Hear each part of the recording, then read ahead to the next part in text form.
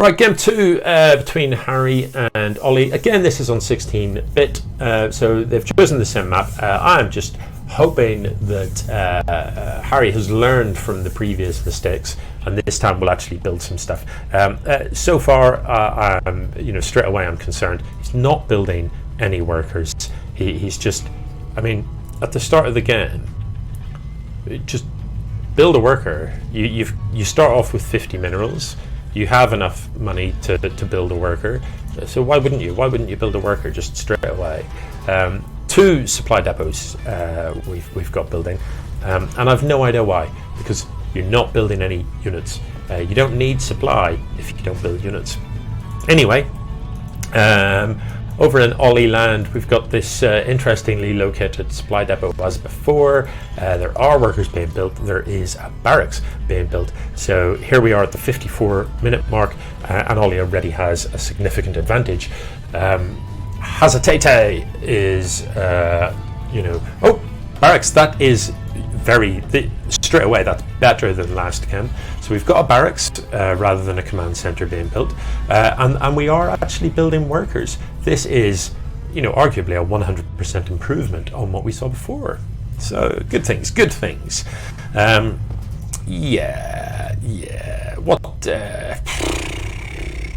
Look, some darkness in the middle of the map there. This is not great casting, is it? Just stare at a random bit of map. But I don't really know what to tell you.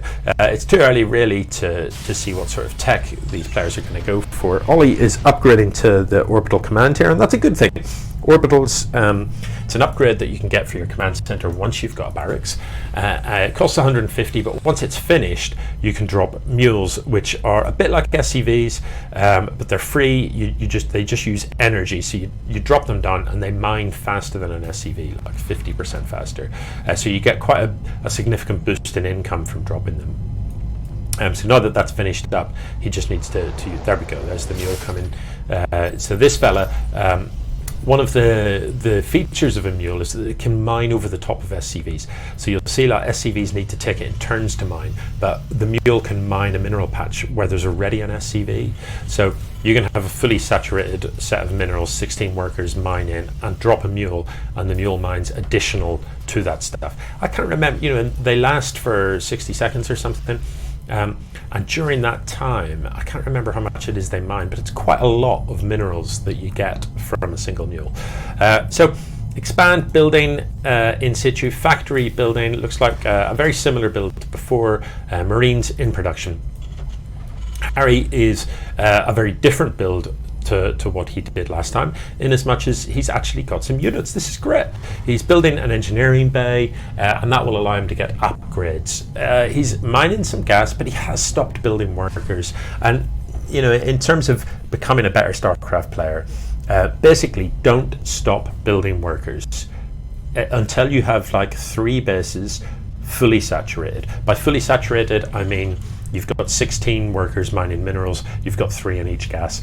Once you hit like the sort of, I've got 3 bases, all 3 of which have got 16 workers mining minerals and 6 mining gas, then stop building workers. But until that point, you don't stop building workers. You just always, your command center should be cranking out workers. That is the way to get an economy up. So as a kind of rule of thumb in terms of how does a build in StarCraft work, you're constantly, for the first several minutes, you're constantly building workers, and as your income increases, you'll find that in addition to being able to afford workers and supply depots, you can afford structures. So you build structures as soon as you can afford them. As your income keeps increasing, not only can you afford to be building structures, you can be building units. So once a structure finishes, you build units from it. And in that way, at the sort of 6-7 minute mark, you should find that you've got a good economy, you've got quite a number of units. By the 10-minute mark, you should find that you've got a seriously kick-ass army, a really good economy, and you're starting to think about those higher tier units, those high-tech stuff further up the tech tree, like battle cruisers, like carriers, like broodlords, those types of exciting things. So that's kind of what you're aiming for. Okay, Harry's built a lot of supply depots. He does not want to be supply blocked, and there's no danger of that. Still not building workers though, and if we look, he's got 300 minerals, and you're thinking, well, that doesn't seem too bad. It's just dipped to 40 because he's queued up these Hellions. But 300 minerals, what can you really buy with that? That's like a siege tank and a couple of Marines. You need more workers, and the workers that you have got need to be mining. Don't forget, if you send these guys off to build stuff, when they're finished, they'll just sit chilling. Look, these guys are just standing next to some minerals, watching.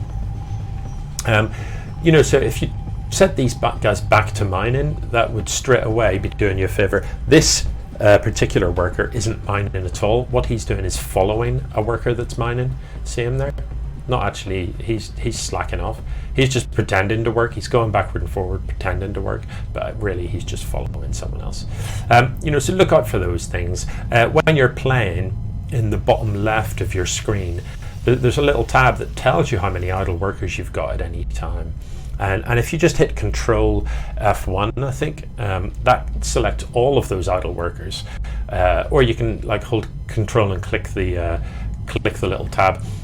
And then just right click on a mineral patch, and that puts them all back to work. So you don't even have to go looking for them.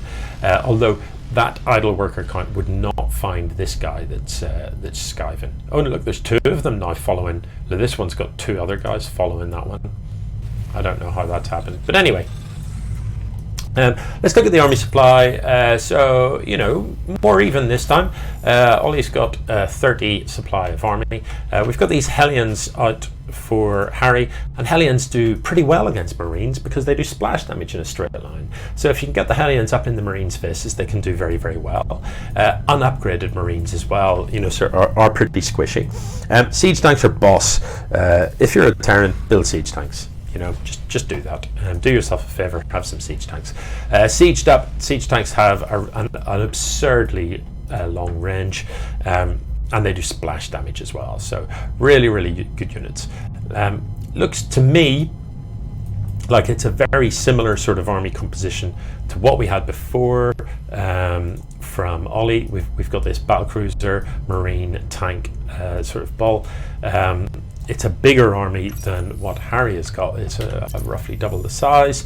So Harry could find himself in some trouble here. He's got the Liberator, and the Liberator works, it will shoot other air units if left to its own devices. But it also features this sort of liberation mode, which in liberation mode it shoots ground units, and it shoots pretty slowly, but it does massive damage. So a single shot will kill a Marine. So what you need to do is set that up as a liberation zone.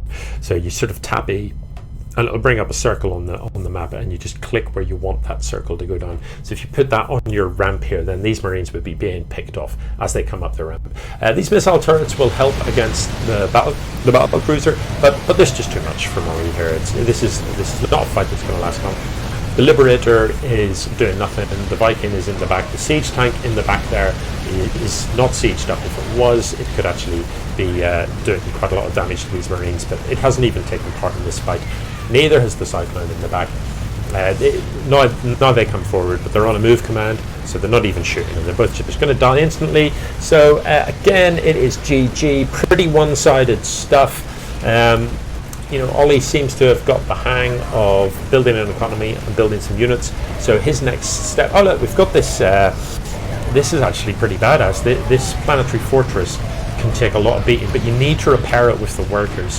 Had he pulled the workers to repair that probably would have killed all of his stuff, because they're very, very tough planetary fortresses. But anyway, that's an aside. As I was saying, Ollie appears to have the hang of sort of building an economy and building a bunch of units. So his next steps are to think about upgrades and to think about, what's the best combination of units and the best way that I can use them.